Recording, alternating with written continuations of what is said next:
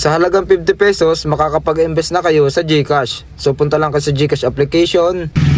At dito sa GCash homepage, punta kayo dito sa may invest na dito sa may kanan taas na bahagi. At dito punta kayo sa may GFunds, tap nyo yung GFunds. At dito sa GFunds, tap nyo yung invest sa may kanan taas na bahagi. Dito sa all funds, hanapin nyo yung Philippine Stock Index Fund Units at Atram Peso Money Market Fund. Pwede kayo dito mag-invest ng 50 pesos, tap nyo lang. At dito makikita nyo yung graph ng Philippine Stock Index Fund.